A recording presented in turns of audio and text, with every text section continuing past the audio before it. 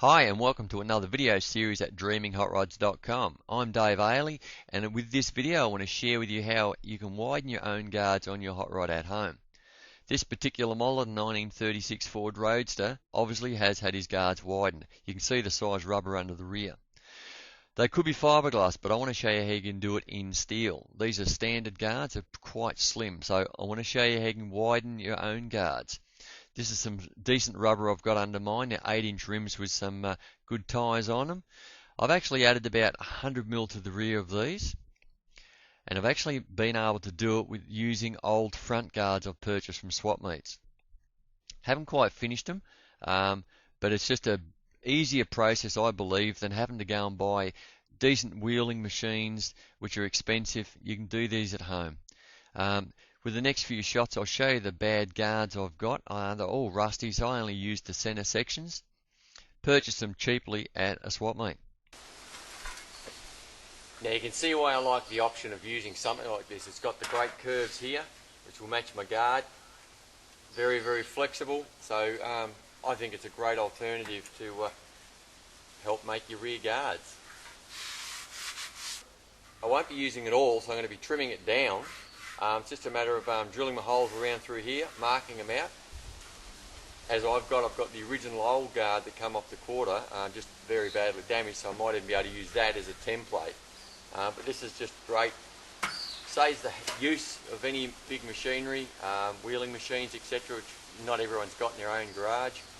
So, you know, for a few bucks of picking up a bad guard, rusty, shitty old guard, I'm able to use it sections like this. So I'll show you how I'm going to fit this up. As I said, I'm not going to use it all, but let's go and do it. Here I'm ready to actually align the holes and mark them out on the patch panel. I didn't make the holes quite as large as the factory have, because I want to, I'm going to have to adjust them anyway when I've finished the guard together, so I will enlarge them then. But here I'm not going to use the full section. I'm only going to use possibly the half and the rear half. The front of the guard, some of those holes will line up, so I'll only trim that down to suit at the very front. You can see here I'm going to need at least 100mm, so I'll be using just to the rear section of it. By cutting it out wide enough, it gives you plenty of room for any adjustments. You'll just see here this section I've actually cut out, and that's all I'm going to add to it. Probably half of it at least, but I'm only using the rear section. This is the left-hand guard that I've done, actually completed fitting that patch panel in, and you can see it's maintained the curve of the guard. Gives you a very neat effect. Little panel beading required. Still got to finish the end, of course, but I'll do the two ends completely when I've done the other guard to this actual stage. You can see there the peak's got to come right in, and how much actually of the patch panel I need. Here I've actually dummied it up. You can see the patch panel is actually under the guard, but they're all bolted up. It's not giving my true shape there. You can see it's too flat, but that's because it's actually under the guard. Once I cut it out, join the two together, it will show the actual taper to suit the guard. Here I've actually made some marks just to align the two panels up once it's pulled off the actual quarter panel. To do this, I'm actually bolting the whole guard and patch panel up underneath, trying to get as tight a fit as I can. And I'll actually be marking on that patch panel and then trimming it down to suit. Clamp everything down too, as far as you can at least. Here I've actually spot welded it with a MIG just to get the two together, and you can see in that weld in the middle I've had to actually what we'd call break the camel's back. Obviously it didn't go together as you were hoping, so I've had to weld it together. Here's a mistake I actually made.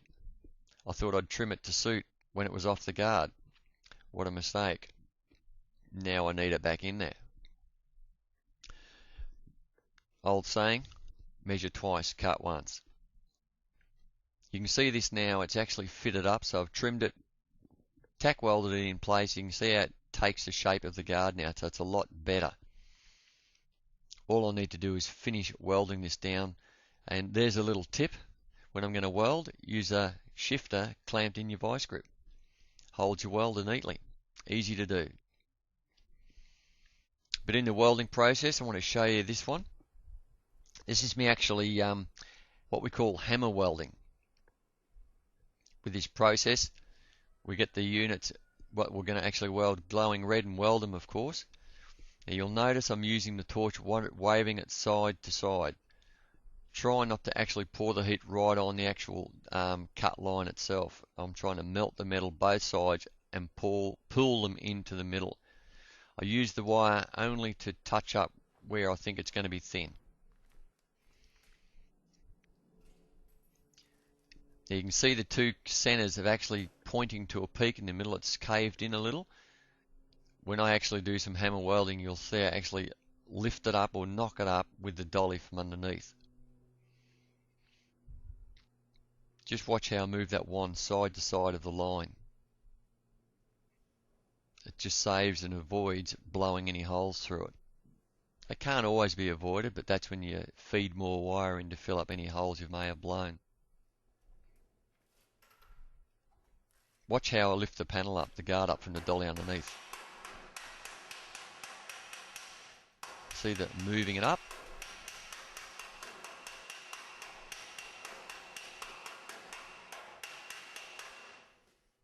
I continue to tap it around until it's totally cold, knocking out any small imperfections that may be there.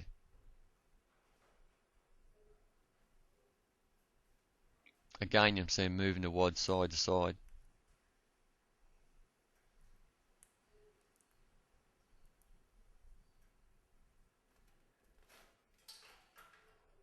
Watch again how I lift the guard up.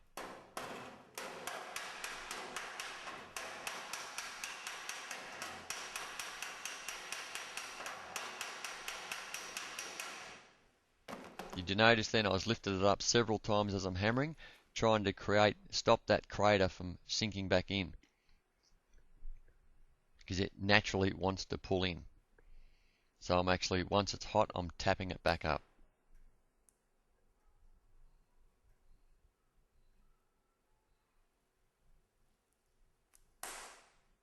Now that is contamination, possibly rust in the metals. It will blow a small hole, so you need to just add more wire to fill it back in.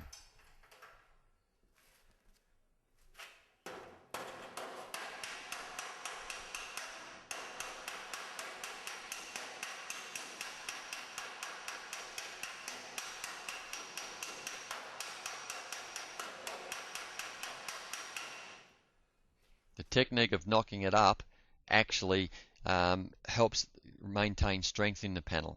Here's the finished weld itself. Obviously they're not completely finished panel beating. You will need to knock them up further and really get them true. There's the finished one on the left hand guard.